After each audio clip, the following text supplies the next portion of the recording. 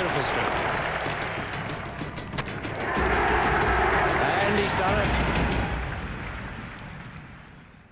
Last day, last chance for Australia. England have many more chances in this series, but this is Australia's last hope. They have to win or draw this match to retain a chance in the series, this final day of the 5th Cornhill Test match at Old Trafford.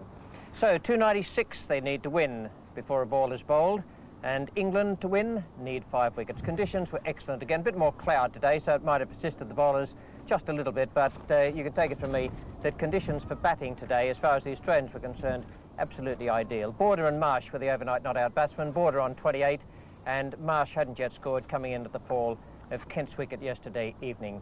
Here's the 3rd over now. It's Ian Botham coming in to bowl to Rodney Marsh. There have been 3 runs added, and in the commentary box, Peter Parfitt and Jim Laker. A streaky couple of runs here at least. Really giving chase. And Marsh coming back to make it into 3.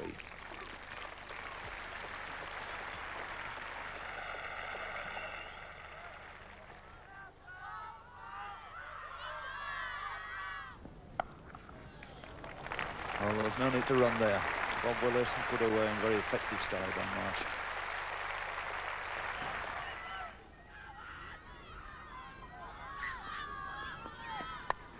Well, that's a tremendous yahoo. Nearly put his ears back and let fly 4 more.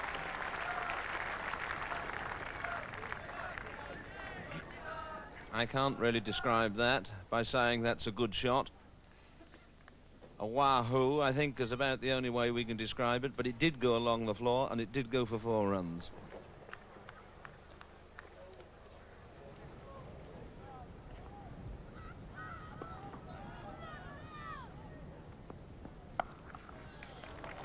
Well, there's no need to run there. Alan Border picking his spot quite delightfully there.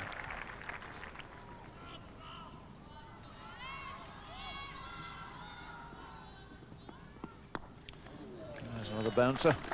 Once again, he's got into position well. Hooked it way down the long leg. 4 more to Rod Marsh.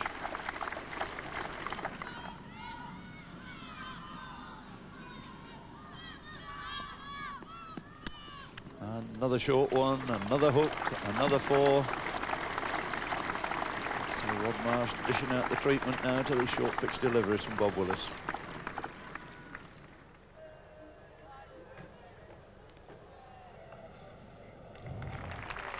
And that's 4 less they've got to get. Or 4 fewer. 4 more to Alan Border. Lovely crisp stroke off the back foot. And that brings up the 50 partnership between Border and Marsh, and they've scored at a very healthy rate and kept Australia not only in with a chance of avoiding defeat, but in with an outside chance of winning this game and making history by a mile.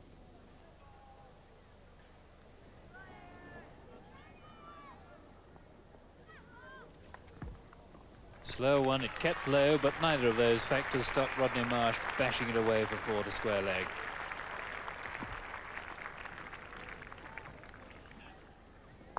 And that's well struck by Marsh. But David Gower has put him down. He picked it up, it went all the way down to deep square, and Gower just inside the rope. He may have been unaware where the rope was, I think.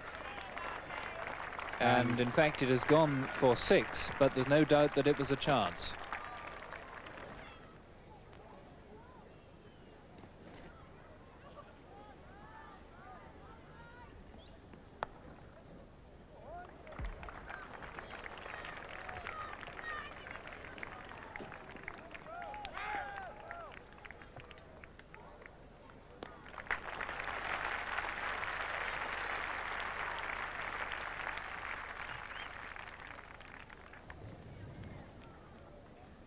.276 for 5 then.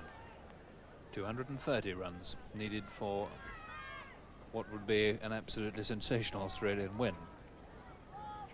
Bearing in mind that the most ever scored to win a test in the 4th innings is 406, and that reduces the Amount needed still further. Border taking his top hand off the handle as he has once or twice when going for a full-blooded stroke, but still hitting it firmly for 4. It was a fairly friendly full toss. And even with a bad hand, we don't miss out on those.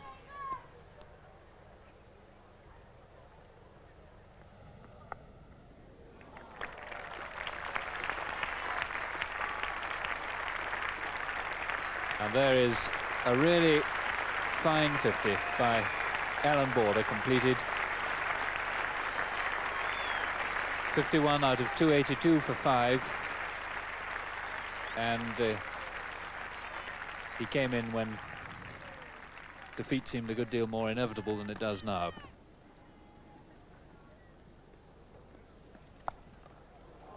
And that's 4 more, and getting is being made to look very ordinary by Allan Border. And on this pitch, in all honesty, he is. So really going well for Australia. And Australia only requiring 220 to win, with quite a lot of time left.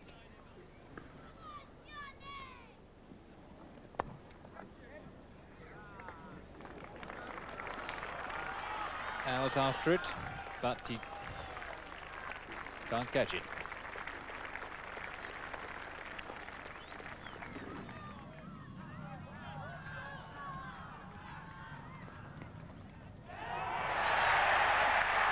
He's been given by umpire Ken Palmer, caught at the wicket by Alan Knott of Bob Willis. A big shout from Knott and Willis and the slip fielders, and the 6th wicket goes down for 296. 210 still needed for Australia, but England now need only 4 wickets.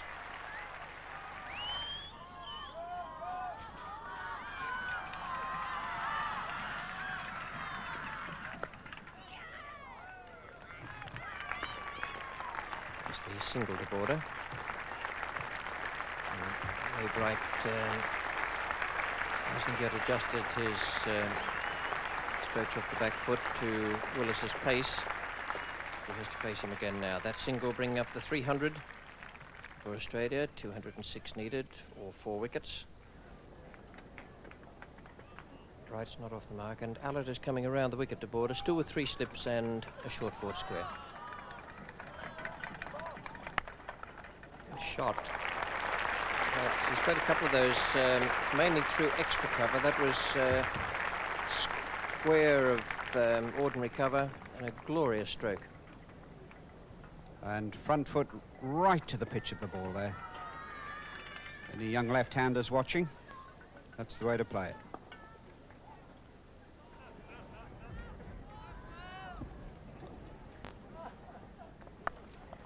It's a good shot. 2 marvellous shots in this over from Allan Border. The first one, great cover drive, and then that was just about the classic square cut.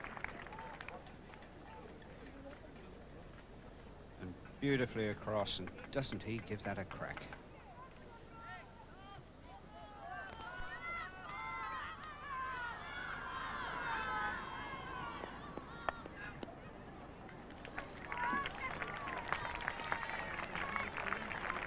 And it is. Wade Wright goes on to 2, and the total to 317 for 6.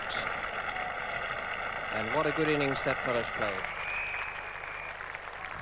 Yes, he has played a splendid innings there, and 70 not out. That is a fine performance from a young fellow.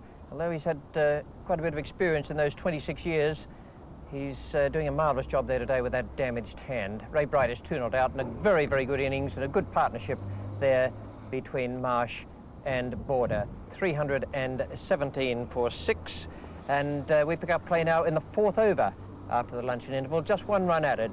Bob Willis is coming in to bowl to Ray Bright, and in the commentary box it's Peter Parfitt and Jim Laker.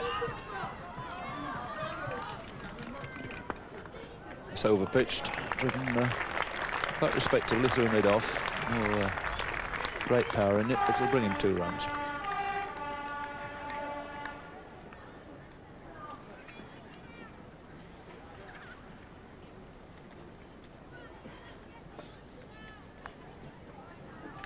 Still a long way to go. 184 wanted, 4 wickets left. And he's given him another diving catch down the leg side by ALLAN, and the batsman slightly reluctant to leave. Down the leg side, short. It looks as if Ray Bright has got a glove on it, if anything, and ALLAN dives down the leg side to take a good catch.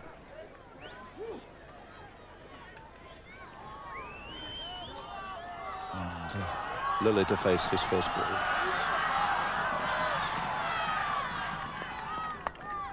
That's confidently away, over pitch ball, just about half volley in fact on leg stump, and put away very nicely by Lilly. Just about to be pulled up. They'll take 3.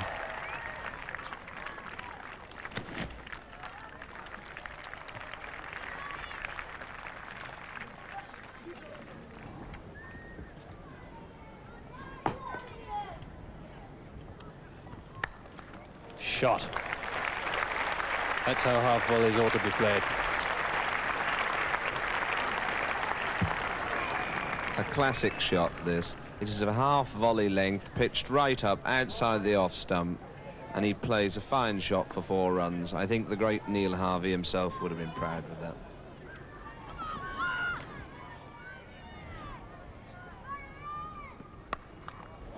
And that's very well played indeed by Lilly. Hooked along the ground in front of the square. For the umpteenth time in the last 2 days, emphasizing the real docility of this pitch, because he had plenty of time to play that shot.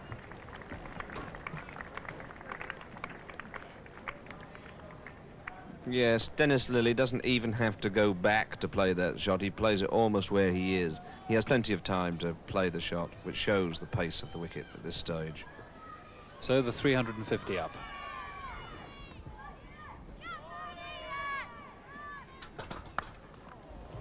No mid-off, so it's perfectly safe.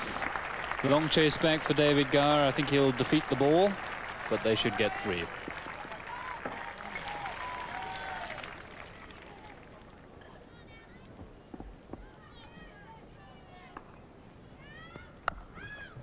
Lovely shot. Oh my word, that travelled like a bullet. He's hit so many fine square cuts, and I think that's just about the best of them. Look, he gets right across, leans into the ball, gets his head over the ball, and hits it very hard indeed.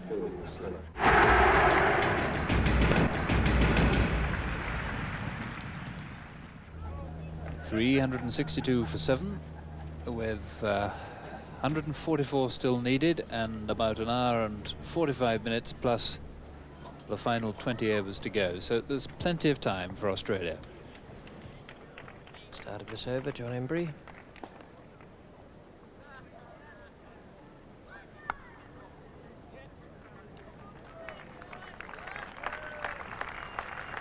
Up comes the 50 partnership, and that's another very, very good effort from the Australians today.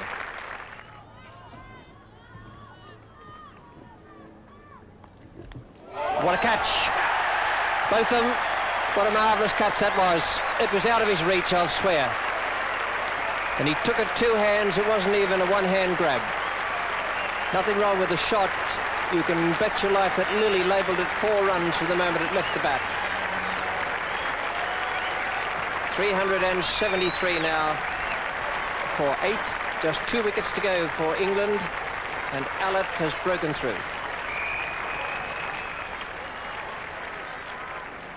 Both of them is away on the left-hand side of your picture.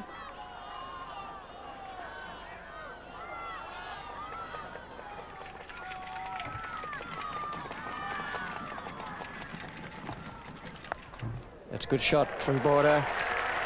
What a nice way to bring up 100, and what a good 100 that is.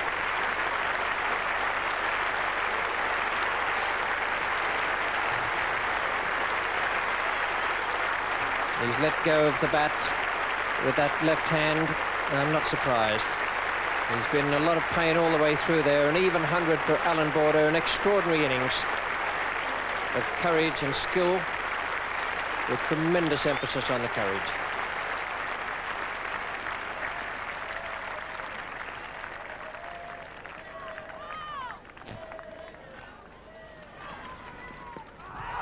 And he's got to go, LBW, yes.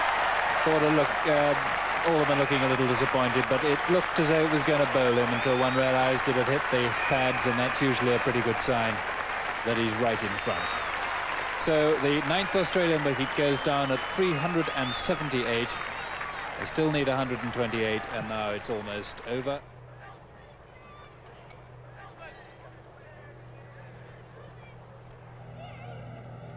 Oh no, he's going to get now. He could go all the way for 4, which will be what Border doesn't want. And Gara allowing it to run over the rope. So that's 4 more runs, somewhat unwillingly garnered by Allan Border.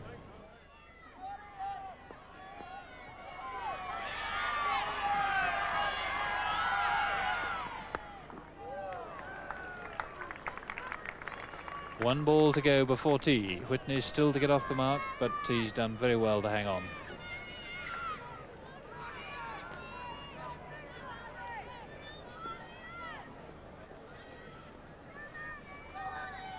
And everybody now around the bat. Memories of the Oval at 1968. That famous photograph when everybody was in to watch Underwood getting in Verity out.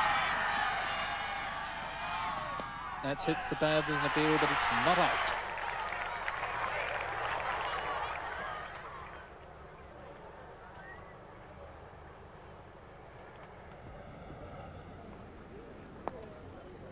No, that's through.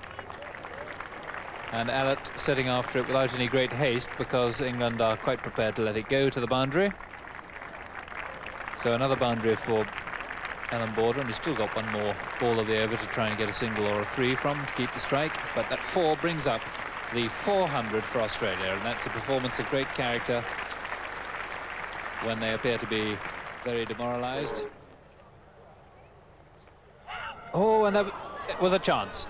That was a chance. Allan not missing Allan Border outside the off stump. It turned just enough, kept a bit low perhaps, and Notty put it down. No question about that. Allan Border went tentatively forward, got an outside edge, and Allan Knott has dropped his first chance of the match.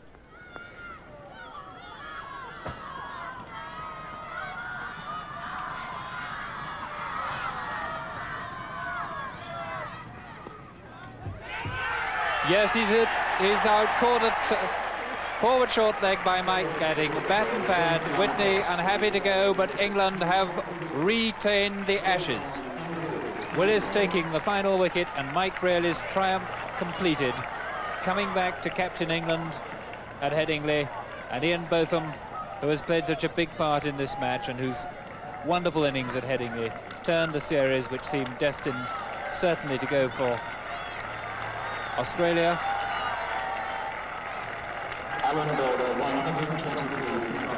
And Ian Botham showing the true sportsmanship that these Ashes contests are all about and have been all these years, more than 100 years, shaking Allan Border by the hand, because Border is perhaps the real hero of this last day, even though he's a hero in defeat.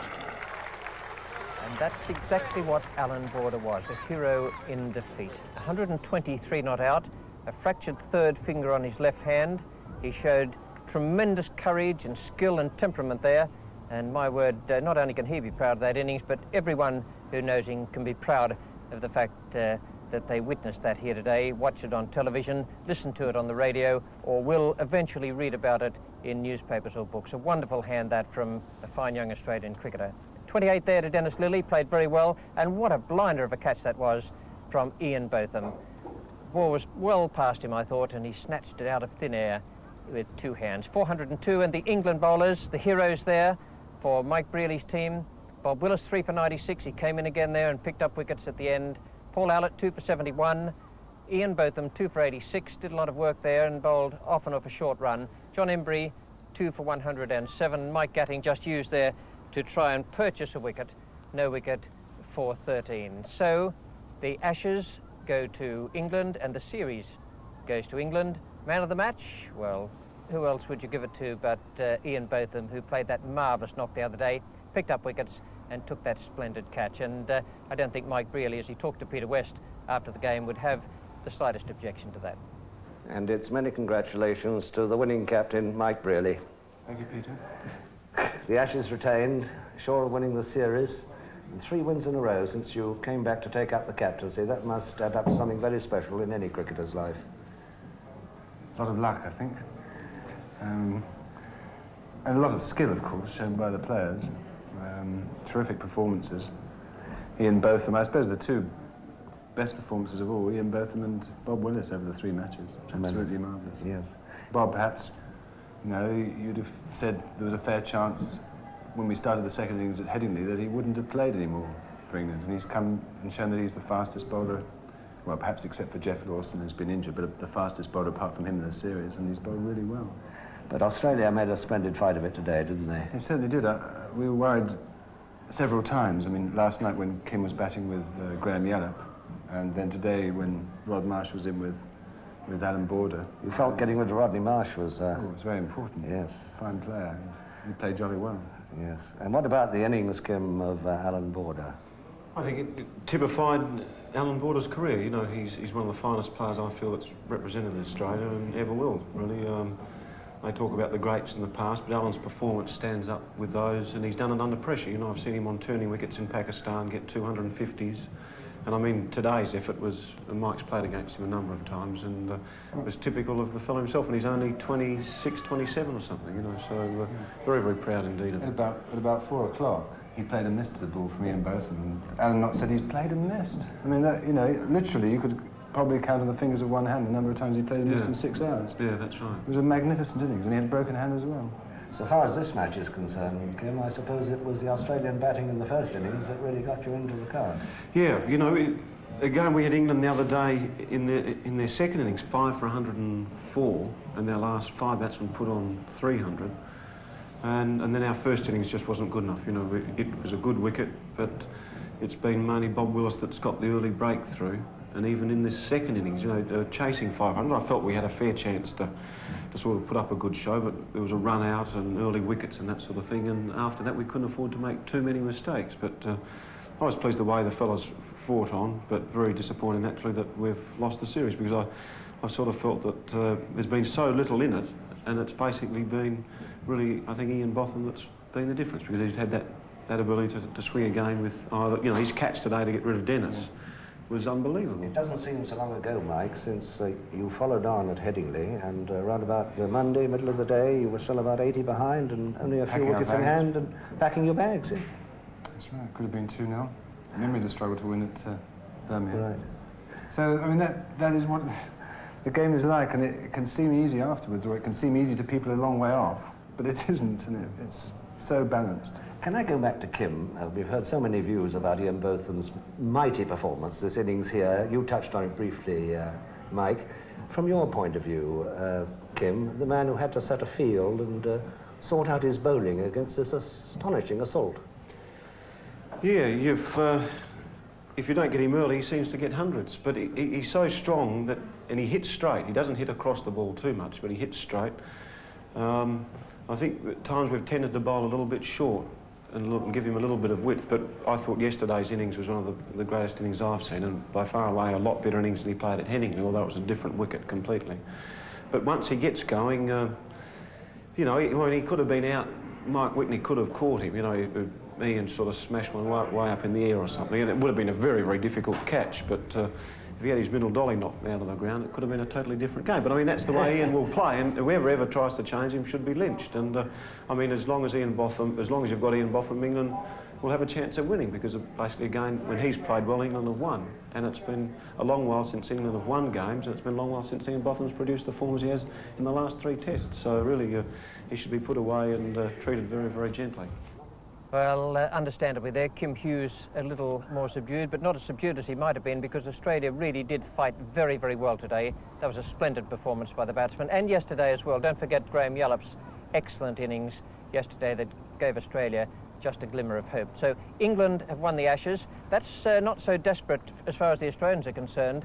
as was losing this match, was lost in the series as well, because if they could have got a draw out of this game, they could still have squared the series at the Oval, and now it's just a matter of playing down there to salvage some pride. But they certainly re-established themselves as far as the batting goes on the last 2 days of this Test match. They lost it with their batting in the first innings.